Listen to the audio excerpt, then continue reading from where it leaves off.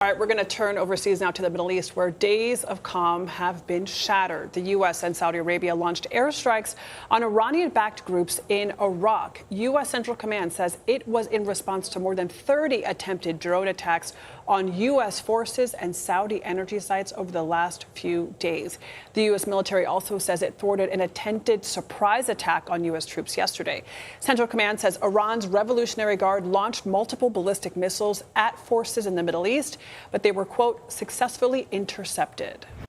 For more on this, we're joined by CBS News national security analyst Aaron MacLean. He's also the host of the School of War podcast. So, Aaron, describe what you're hearing about this new fighting that's been happening.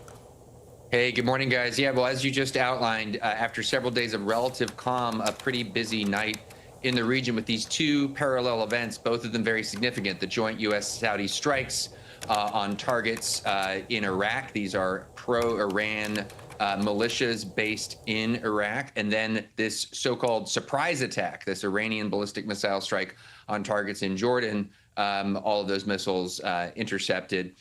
We just heard President Trump say this morning that there's going to be some sort of response to this attack. So those 2 weeks of fairly intense, sustained combat that came to an end last Friday, we may be re-entering a phase like that here sometime soon.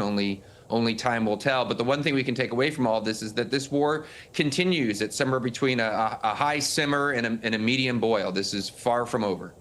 Far from over, and it seems as though we're stuck in a revolving door, Aaron, of attacks, a pause, negotiations, a surprise attack, and then we just continue over and over again.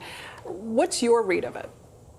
Well, the Iranians with this ballistic missile attack seem to me to be pursuing a number of objectives all at the same time. One, they want pressure on our Gulf allies. They want the Jordanians. They want, the Saudis, et cetera, to be frustrated with the continuation of this conflict. They want to introduce tension between the U.S.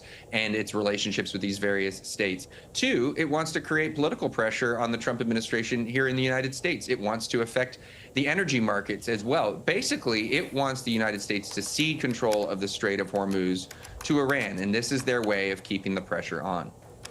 Let's talk about the significance in the United States working with Saudi forces for this latest strike. How does that strike you? Yeah, well, now we've seen, a few one-off incidents of U.S. partners getting involved in direct strikes on Iran or Iran-related targets. This is an example of that.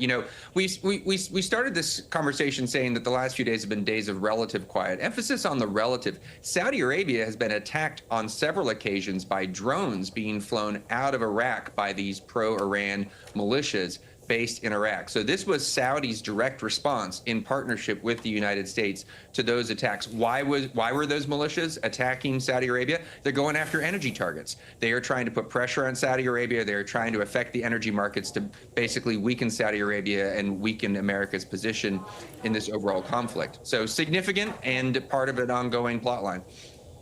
All right, Aaron MacLean, always great to have you, my friend.